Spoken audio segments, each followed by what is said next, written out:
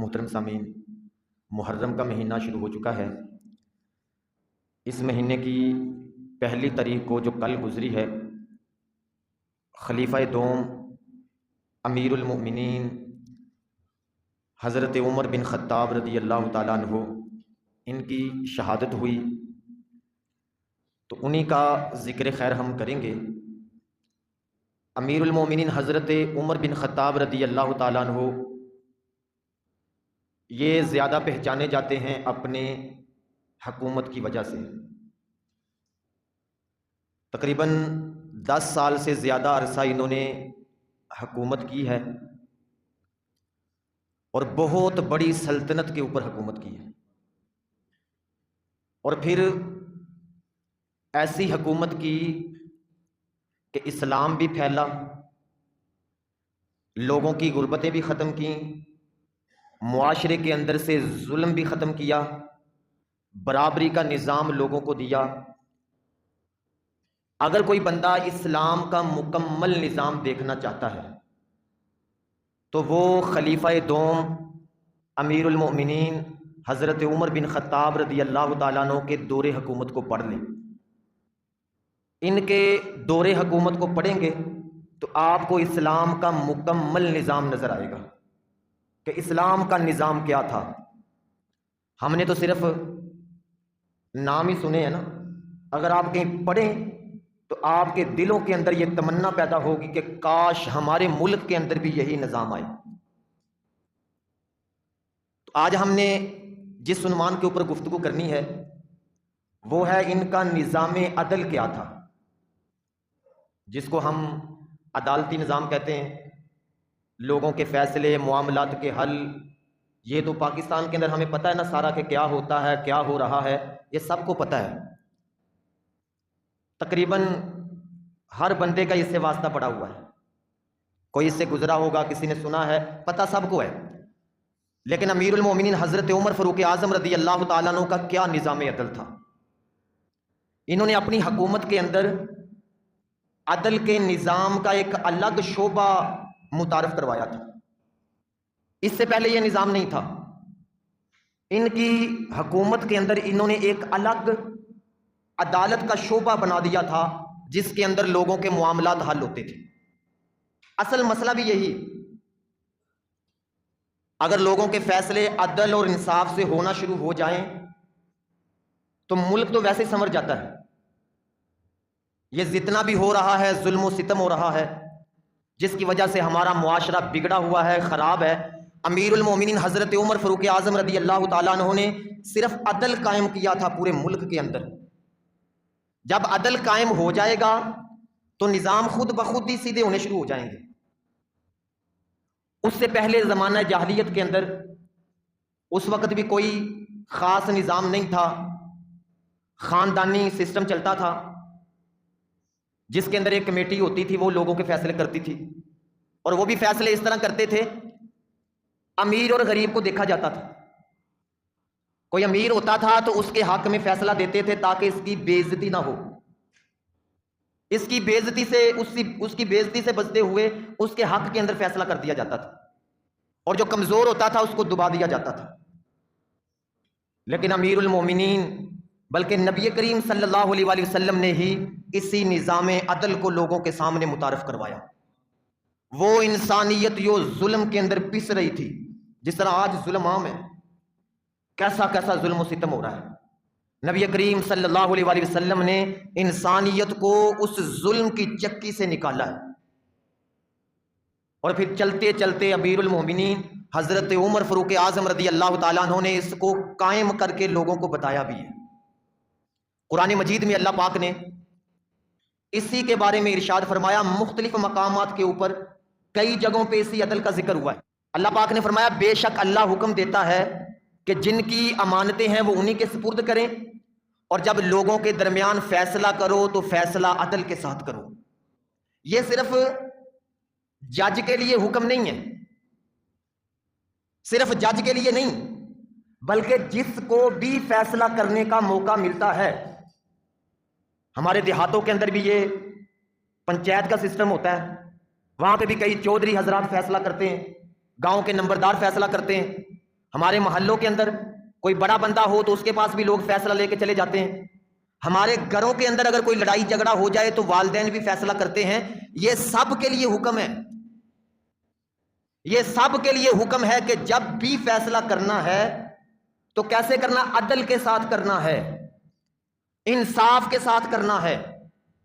اور نبی کریم صلی اللہ تعالی علیہ وسلم نے ارشاد فرمایا جو بھی حاکم مرتے دم تک عدل و انصاف سے فیصلہ کرے گا، قیامت کے دن اللہ اس حاکم کو عرش کا سایہ عطا کر دے گا. عرش کا سایہ ملے گا اس کو جو انصاف کے ساتھ فیصلہ کرے گا. اور نبی کریم صلی اللہ علیہ وسلم نے فرمایا جو اپنی رعایا کے اندر عدل و انصاف سے فیصلہ کرے اور اپنے اہل و عیال کے درمیان انصاف سے فیصلہ کرے تو نبی کریم صلی اللہ علیہ وسلم نے فرمایا قیامت کے دن اس بندے کو عرش کی دائیں جانب نور کے ممبروں کے اوپر بٹھایا جائے گا. تعلق واسطے کو نہ دیکھے، میرا تعلق ہے جی اس سے، میرا اس سے تعلق نہیں ہے جی. جس کے ساتھ تعلق ہے اس کے حق میں فیصلہ کر دیا، اس کے حق میں نرم گوشی کر دی، اس چیز کو نہ دیکھیں، وگرنہ ضرورت ہی کیا فیصلہ کرے گا. اگر پتا ہے کہ میرے دل کے اندر نرم گوشہ آئے گا تو ضرورت ہی نہیں اس بات کو اپنے سر کے اوپر ڈالنے کی کہ کل قیامت والے دن اس کے بارے میں پوچھا جائے. اگر تو عدل کے ساتھ کر سکتے ہیں تو ذمہ داری لیں، وہ فیصلہ کرنے کی کوشش، وگرنہ اپنے اوپر مصیبت نہ ڈالیں. ابھی تو بڑے بن جائیں گے دنیا میں جی، لوگ کہہ دیں گے واہ بھی واہ میرے حق میں فیصلہ کیا ہے، داد مل جائے گی، لوگ تعریفیں بھی کر دیں گے، لیکن قیامت کے دن اس کے بارے میں سوال ہوگا اور اس دن سوال پوچھا جائے گا. امیر المومنین حضرت عمر فاروق اعظم رضی اللہ تعالیٰ عنہ، انہوں نے پھر اس عدل کے نظام کو اس طرح واضح کیا کہ لوگوں کو نہ تو اپنے مال کا خوف تھا، نہ اپنی اولاد کا خوف تھا، نہ ہی اپنی جان کا خوف تھا. آج کل پاکستان کے اندر یہی ہے، لوگوں کی جان محفوظ نہیں، عزت محفوظ نہیں ہے، لوگوں کا مال محفوظ نہیں ہے. روڈ پہ چلے جاتے سریام ڈکیتیاں نہیں ہو رہی، لوگوں کا مال لوٹا جا رہا ہے. اس کو روکنا کس نے؟ یہ حکومت کی ذمہ داری ہوتی ہے. اس کام کو روکنا، لوگوں کی جان مال عزت اس کا تحفظ کرنا، یہ وقت کے حکمرانوں کی ذمہ داری ہوتی ہے. امیر المومنین حضرت عمر بن خطاب رضی اللہ تعالیٰ عنہ، انہوں نے ایسا عدل کا نظام بنایا کہ لوگوں کو اپنی جان کے بارے میں کوئی خوف نہ رہا، مال کے بارے میں بھی، اولاد کے بارے میں بھی، عزتوں کے بارے میں بھی، ہر چیز کو تحفظ ملا، ہر چیز کو تحفظ ملا. امیر المومنین حضرت عمر فاروق اعظم رضی اللہ تعالیٰ عنہ یہ دعا کرتے تھے اللہ جب بھی دو شخص میرے پاس اپنا کوئی فیصلہ لے کر آئیں اور میں ان کے درمیان عدل اور انصاف نہ کر سکوں، اے اللہ مجھے موت دے دینا، مجھے زندہ نہ رکھنا، آنکھ چپکنے کی مقدار تک بھی مجھے زندہ نہ رکھنا اگر میں ان کے درمیان فیصلہ نہ کر سکوں. اور امیر المومنین حضرت عمر فاروق اعظم رضی اللہ تعالیٰ عنہ فرماتے تھے اگر میری دور حکومت کے اندر دریائے فرات کے کنارے بکری کا بچہ پیاسا مر جائے، بھوکا مر جائے، تو مجھ سے تو قیامت والے دن اس کے بارے میں بھی پوچھا جائے گا. یہ کوئی چھوٹی بات نہیں. جو بھی فیصلے کرتے ہیں، جن کے پاس بھی کوئی فیصلے کا کیس آتا ہے، چاہے وہ گھر کے والدین ہی کیوں نہ ہو، بعض اوقات گھروں کے اندر بھی فیصلہ کرنا پڑ جاتا ہے بیٹوں کے درمیان، لیکن اس وقت بھی ترازو اپنے ہاتھ کے اندر ہونا چاہیے. ترازو کا مطلب یہ کہ انصاف ہونا چاہیے. یہ نہیں کہ جو بیٹا زیادہ کماتا ہے اس کی سائڈ لے لی، جو کم کماتا ہے جناب اس کی بے عزتی کر دی. یہ قیامت والے دن پوچھا جائے گا، قیامت والے دن پوچھا جائے گا. امیر المومنین حضرت عمر فاروق اعظم رضی اللہ تعالیٰ عنہ جب ان کے وصال کا وقت آیا نا، وفات سے پہلے آپ فرمانے لگے کہ میں تمہارے درمیان دو چیزیں چھوڑ کے جا رہا ہوں، اگر تو تم ان کو لازم کر لو گے اپنے اوپر، اس کو مضبوطی سے پکڑ لو گے تو تم ہمیشہ کے لیے بلائی کے اوپر رہو گے. کتنی چیزیں جی؟ دو چیزیں. اگر اپنے اوپر لازم کر لو گے تو تم بلائی کے اوپر رہو گے، اور اگر تم نے ان دو چیزوں کو چھوڑ دیا تو بلائی جاتی رہے گی. وہ کون سی دو چیزیں؟ پہلے نمبر پر فرمانے لگے فیصلہ کرتے وقت عدل و انصاف. فیصلہ کرتے وقت جس جگہ بھی کریں عدل اور انصاف. اور دوسرے نمبر پر فرمانے لگے تقسیم کرتے وقت عدل و انصاف. اگر ہم جائزہ لیں نا یہی دو باتیں ہیں جن کی وجہ سے ہمارے گھروں کے اندر لڑائی ہیں۔ والدین اولاد کے درمیان عدل و انصاف نہیں کرتے، تقسیم کے وقت عدل و انصاف نہیں کرتے۔ دنیا میں تو آپ تعریفیں کروا لیں گے، لیکن یاد رکھ لینا قیامت والے دن بڑا معاملہ مشکل ہے۔ اس وقت اللہ کے حضور اس کا جواب دینا پڑے گا، یہ سوال ہوگا، پھر اس کا جواب دینا پڑے گا۔ امیر المومنین حضرت عمر فاروق اعظم رضی اللہ تعالیٰ عنہ، انہوں نے اپنے عدالت کے فیصلوں کی بنیاد کس کے اوپر رکھی تھی؟ ظاہری بات ہے کوئی اصول بھی تو ہونا چاہیے فیصلہ کرنے۔ آپ نے اپنے قاضیوں سے، ججوں سے کہا تھا کہ کوئی بھی فیصلہ کرتے وقت سب سے پہلے اس فیصلے کو قرآن کے اندر سے تلاش کریں، قرآن کے اندر سے دیکھیں۔ اگر دیکھا جائے تو قرآن کے اندر تو آیت کے اندر لکھا ہوا ہے السارق والسارقۃ فاقطعوا ایدیہما جزاء بما کسبا نکالا من اللہ، جو بھی چور ہے، جو بھی چورنی ہے، اس کے ہاتھ کاٹے جائیں۔ کیا ہمارے ملک کے اندر یہ چل رہا سسٹم؟ جب اسی سے دور بھاگے ہوئے، اسی لیے چوری عام ہوئی ہیں، اسی لیے روز روز ڈاکے ہو رہے ہیں، اسی لیے لوگوں کا مال محفوظ نہیں، لوگوں کی عزتیں محفوظ نہیں۔ آپ نے فرمایا پہلے نمبر پر قرآن سے دیکھنا ہے۔ اگر وہ فیصلہ قرآن سے مل جائے آپ کو تو ٹھیک اس کے مطابق فیصلہ کر دینا۔ اگر وہ فیصلہ آپ کو قرآن سے نہ ملے تو پھر نبی کریم صلی اللہ علیہ وآلہ وسلم کے فرمان کی طرف جانا ہے، احادیث کے اندر اس کو تلاش کرنا ہے۔ اگر احادیث کے اندر بھی نہ ملے، قرآن کے اندر سے بھی نہ ملے، تو پھر تم نے اجماع کو دیکھنا ہے کہ صحابہ کرام کا اجماع کیا ہے اس بارے میں، لوگوں کی کثرت کے ساتھ رائے کیا ہے۔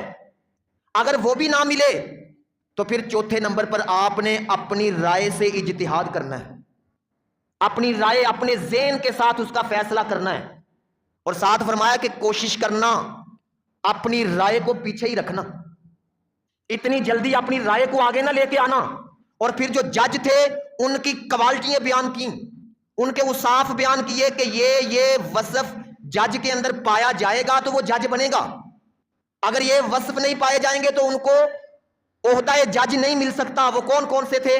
پہلے نمبر پر احکام شریعہ کا عالم ہو، اور دوسرے نمبر پر متقی اور پرہیزگار ہو، اور تیسرے نمبر پر لالچی اور حریص نہ ہو، چوتھے نمبر پر ذہین ہو، پانچویں نمبر پر اعتدال پسند ہو، انصاف پسند ہو، اور چھٹے نمبر پر اس کا روب اور دبدبا بھی ہو۔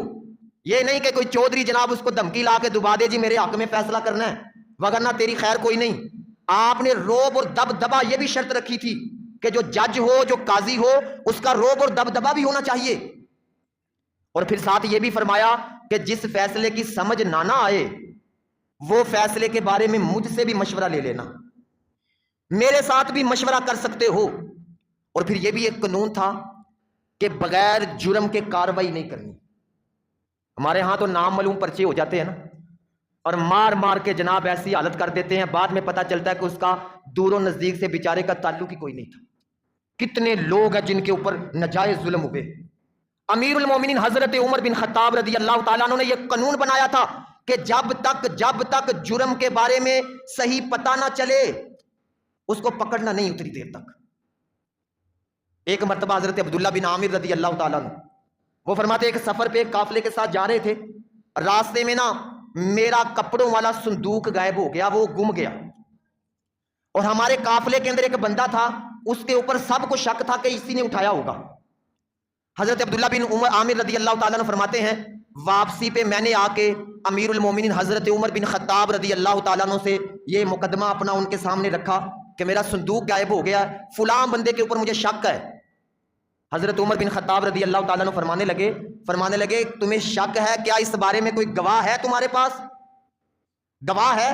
انہوں نے کہا جی میں پکڑ کے لے کے آتا ہوں، مجھے شک ہے۔ آپ نے فرمایا کوئی گواہ ہے؟ اگر گواہ نہیں تو جب تک مکمل تحقیق نہیں ہو جاتی اس کو پکڑا نہیں جا سکتا۔ کیسے قانون تھے۔ اور پھر قاضیوں کے لیے، ججوں کے لیے تحفے لینے کے اوپر پابندی تھی۔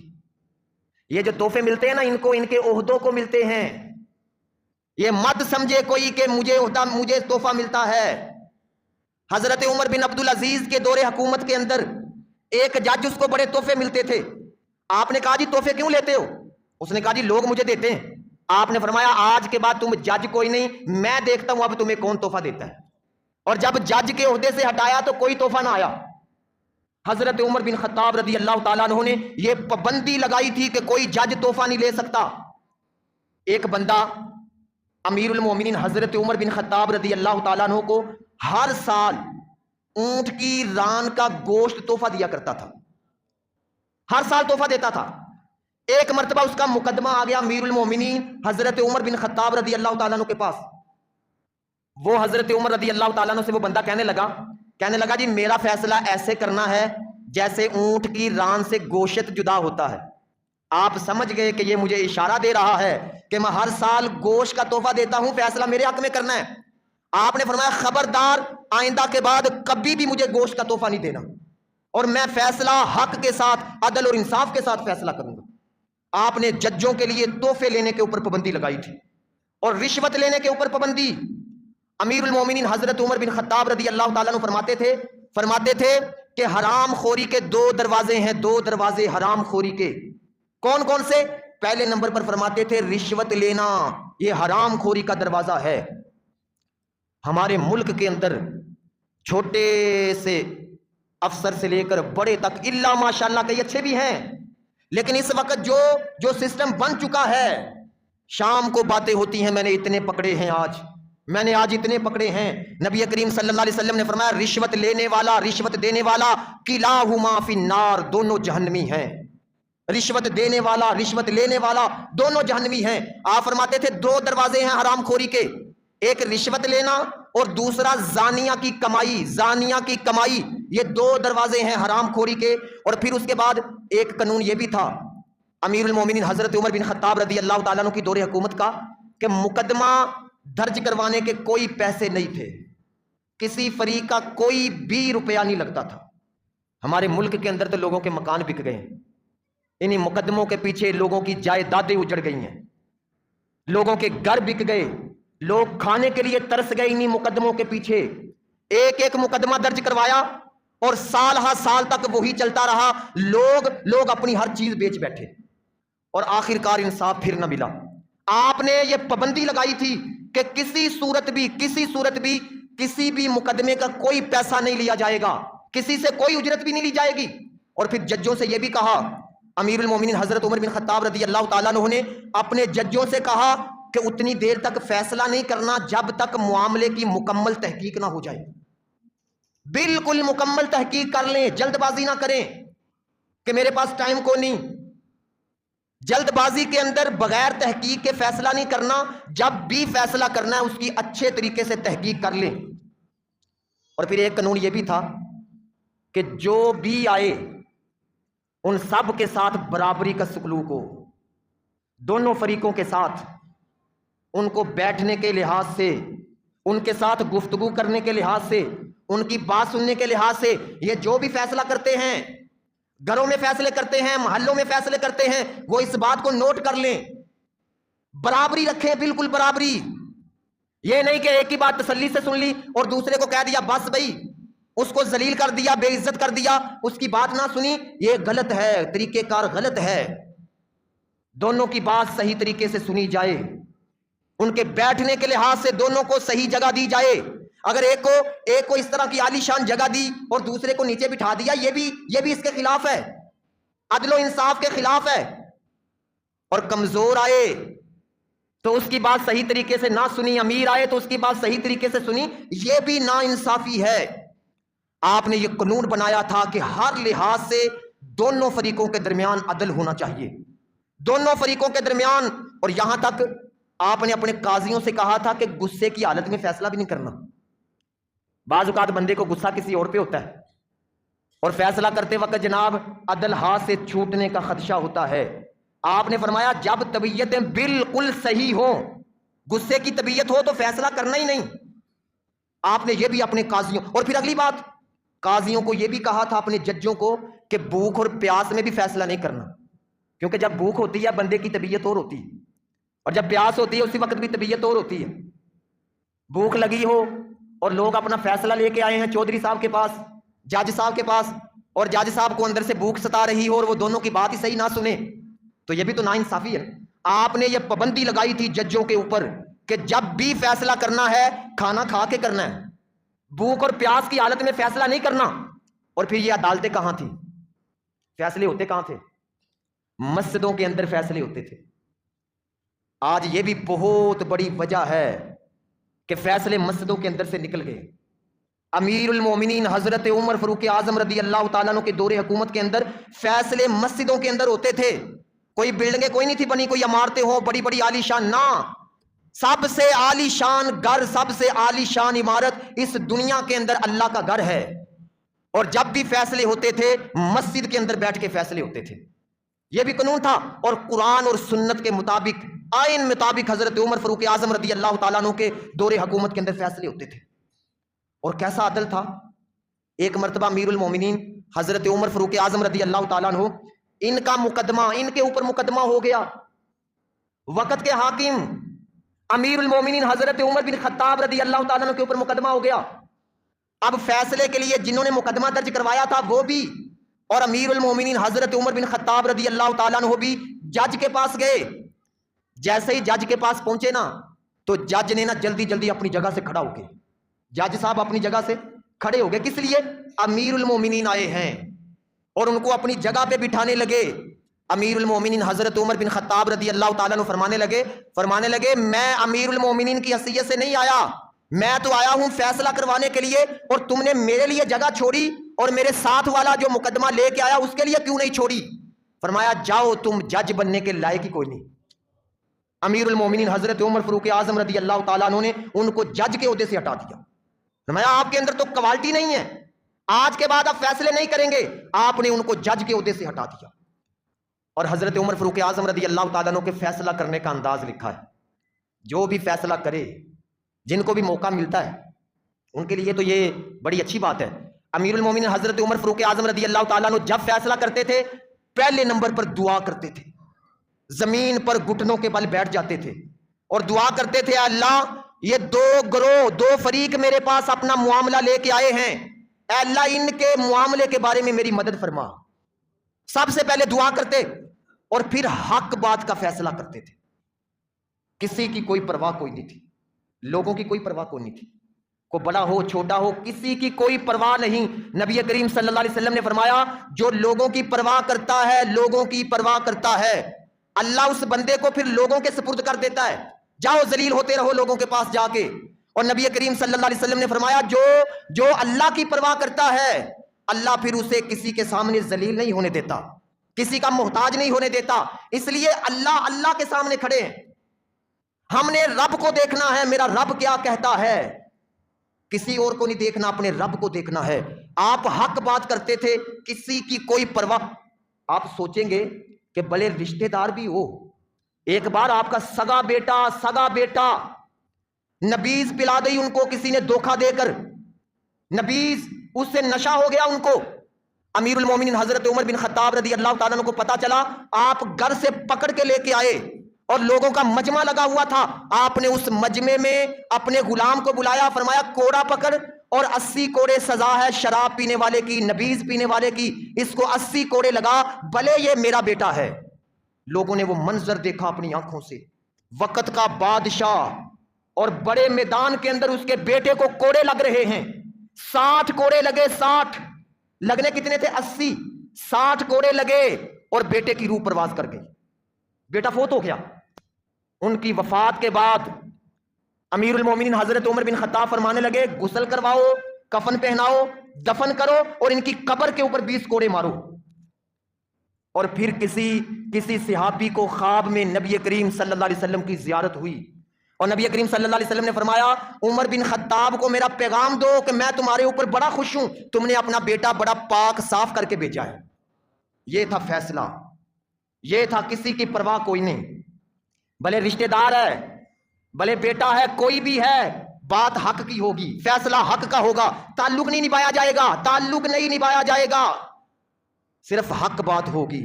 और फिर तीसरे नंबर पर इनका उसूल था कि अगर फैसला सही होता तो वो अल्लाह की तरफ मंसूब करते, कहते ये मेरे अल्लाह की तरफ से, और अगर फैसला गलत होता तो कहते ये उमर की तरफ से। और फिर उसके बाद दिल के अंदर नरम गोशा होता तो फैसला नहीं करते थे। एक मरतबा 2 फरीक आए अपना फैसला लेके, उन्होंने कहा जी हमारा फैसला कर दो। امیر المومنین حضرت عمر بن خطاب رضی اللہ تعالیٰ عنہ فرمانے لگے، آپ نے فرمایا جی میں نے فیصلہ نہیں کرنا، آپ چلے جاؤ۔ وہ چلے گئے، کچھ وقت کے بعد پھر آئے، انہوں نے کہا جی ہمارا فیصلہ کریں۔ آپ نے فرمایا جی میں نے فیصلہ نہیں کرنا، چلے جاؤ۔ وہ تیسری مرتبہ پھر آئے، تھوڑی دیر کے بعد امیر المومنین حضرت عمر بن خطاب رضی اللہ تعالیٰ عنہ نے تیسری مرتبہ ان کا فیصلہ کر دیا۔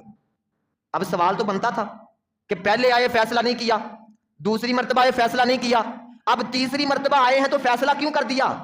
امیر المومنین حضرت عمر بن خطاب رضی اللہ تعالیٰ عنہ فرمانے لگے جب تم پہلی بار آئے تھے نا، تمہارے دونوں میں سے ایک کے بارے میں میرے دل کے اندر نرم گوشہ تھا، اس کے بارے میں نرمی تھی، میں نے کہا میں اس حالت میں فیصلہ نہیں کروں گا۔ فرمایا دوسری بار آئے پھر میرے دل میں نرمی تھی، میں نے پھر فیصلہ نہیں کیا، اب تیسری بار آئے ہو تو میرے دل کے اندر کسی کے بارے میں نرمی کوئی نہیں۔ اس لیے یہ جو فیصلہ ہے نا، یہ صرف ججوں کا عدالتوں کے اندر ان کے لیے نہیں، میں نے پہلے بھی کہا ہے گھر کے اندر بھی فیصلہ کرتے ہیں تو انصاف کے ساتھ ہونا چاہیے۔ محلے کے اندر کوئی چودھری فیصلہ کرے تو انصاف کے ساتھ، اگر گاؤں کے اندر کوئی نمبردار فیصلہ کر رہا ہے تو انصاف کے ساتھ۔ نبی کریم صلی اللہ علیہ وسلم نے فرمایا فیصلہ کرنے والے 3 طرح کے لوگ ہوتے ہیں، 3 طرح کے۔ کون کون سے؟ پہلے نمبر پر فرمایا جو پہلے نمبر والا ہے وہ جنتی ہے اور باقی دونوں دوزخی ہے۔ وہ جنتی کون؟ نبی کریم صلی اللہ علیہ وسلم نے فرمایا جو حق کو پہچان کر اس کے مطابق فیصلہ کرے وہ فیصلہ کرنے والا جنتی ہے۔ اور نبی کریم صلی اللہ علیہ وسلم نے فرمایا جو حق کو پہچاننے کے بعد پھر بھی ظلم کے ساتھ فیصلہ کرے، پتہ چل گیا ہے کہ یہ ظلم ہو رہا ہے، حق ادھر ہے ادھر نہیں ہے، لیکن فیصلہ پھر دوسری طرف کا کر دیا، نبی کریم صلی اللہ علیہ وسلم نے فرمایا وہ فیصلہ کرنے والا دوزخی ہے، جہنمی ہے۔ اور تیسرے نمبر پر فرمایا جس نے جہالت کی بنا پر، پتہ ہی کوئی نہیں سی فیصلہ کرنا کیسے ہے، ایسے ہی چودھری بن گیا، ایسے ہی نمبردار بن گیا، نہ کوئی تحقیق نہ کچھ کیا، اور کہا جی بس میرا تعلق قائم رہے، میرا تعلق بنا رہے۔ اسی بنیاد پر جہالت کی وجہ سے اس نے بغیر تحقیق کے فیصلہ کیا، تو نبی کریم صلی اللہ علیہ وسلم نے فرمایا وہ فیصلہ کرنے والا بھی جہنمی ہے، جہنمی۔ اس کو معمولی نہ سمجھیں، یہ پورا ایک ٹاپک حدیث پاک کے اندر بیان ہوا ہے، قرآن مجید کے اندر اس کی کئی آیات ہیں۔ عدل کے ساتھ فیصلہ نہ کرنے والے کو ظالم کہا گیا، فاسق کہا گیا، اور احادیث مبارکہ کے اندر اس کی بڑی مذمت کی گئی۔ امیر المومنین حضرت عمر فاروق اعظم رضی اللہ تعالیٰ عنہ نے اپنی رعایا کو عدل سے پھر برا۔ کیسے برا؟ لوگ سوال کرتے ہیں کہ دیندار کیسے نظام چلائیں گے، دیندار ملک کا نظام کیسے؟ پاکستان کو کس نے تباہ کیا ہے؟ کیا کسی مدرسے میں پڑھے ہوئے بندے نے تباہ کیا ہے؟ پاکستان کی تاریخ پڑھ کے دیکھ لیں، مدرسوں میں پڑھا ہوا تو آگے آیا ہی نہیں جس کو مکمل نظام ملا ہو۔ اگر کوئی یہ سوال کرے کہ دیندار نظام کیسے چلائیں گے تو وہ عمر بن خطاب رضی اللہ تعالیٰ عنہ کے دور حکومت کو پڑھ لیں۔ 22 لاکھ مربع میل پہ حکومت تھی اور ہر طرف عدل تھا، 22 لاکھ مربع میل پہ حکومت تھی اور رعایا میں سے کوئی بھی بھوکا نہیں سوتا تھا، 22 لاکھ مربع میل پہ حکومت تھی 22، اور کسی کی بھی عزت کو کوئی خطرہ نہیں تھا، کسی کے مال کو کوئی خطرہ نہیں تھا، کسی کے مکان کو کوئی خطرہ نہیں تھا، کسی کی اولاد کو کوئی خطرہ نہیں تھا۔ اور ہے کون تھے دیندار؟ کوئی آکسفورڈ یونیورسٹیوں کے نہیں پڑھے ہوئے تھے، مدینے کی چٹائیوں پہ بیٹھ کر نبی کریم صلی اللہ علیہ وسلم سے علم حاصل کیا تھا، اور پھر نظام ایسا چلایا کہ کافر بھی کہنے پر مجبور ہو گیا کہ اگر امیر المومنین حضرت عمر بن خطاب رضی اللہ تعالیٰ عنہ 6 ماہ اور رہ جاتے، 6 ماہ اور رہ جاتے تو پوری زمین کے اوپر عدل ہی عدل ہونا تھا۔ ایسا عدل انہوں نے قائم کیا، لوگ بھوکے نہیں سوتے تھے، ہر بندے کا وظیفہ لگا تھا، پیدا ہوتے بچے کا بھی وظیفہ تھا۔ ایک مرتبہ مدینے کے اندر ایک قافلہ آیا اور امیر المومنین حضرت عمر بن خطاب رضی اللہ تعالیٰ عنہ اس قافلے کا پہرا دے رہے تھے، پہرا۔ ایک بچہ بار بار روتا تھا اور اس کی ماں اس کو چپ کرواتی تھی۔ امیر المومنین حضرت عمر بن خطاب رضی اللہ تعالیٰ عنہ نے نا ان سے جا کے پوچھا جی کیا معاملہ ہے، یہ بچہ کیوں روتا ہے بار بار؟ اس نے کہا جی بچہ دودھ مانگتا ہے اور میں اس کا دودھ چھڑوا رہی ہوں۔ آپ نے فرمایا کیوں دودھ چھڑوا رہی ہو؟ اس نے کہا جی امیر المومنین حضرت عمر بن خطاب رضی اللہ تعالیٰ عنہ دودھ پیتے بچے کو ماہانہ پیسے نہیں دیتے، اور میں غریب ہوں، گھر کا خرچہ نہیں چلتا، میں نے کہا میں اس کا دودھ چھڑواؤں، جب یہ دودھ چھوڑے گا تو پھر اس کا خرچہ ملا کرے گا۔ امیر المومنین حضرت عمر بن خطاب رضی اللہ تعالیٰ عنہ آپ کی آنکھوں میں آنسو آئے اور فرمانے لگے پتہ نہیں کتنے بچے ایسے ہیں جن کا وقت سے پہلے میری وجہ سے دودھ چھڑوا دیا گیا۔ آپ صبح ہوتے ہی اپنی پوری کابینہ بلائی اور یہ قانون بدل دیا، فرمایا آج کے بعد پیدا ہوتے بچے کو بھی پیسے ملیں گے۔ یہ قانون ادھر سے چل رہا ہے. پیدا ہوتے بچے کو بھی پیسے ملتے تھے. ان کی ایک زندگی ہے. نوجوان ان کی زندگی کو پڑھیں, پھر آپ کے اندر ایک جذبہ پیدا ہو کہ کیسا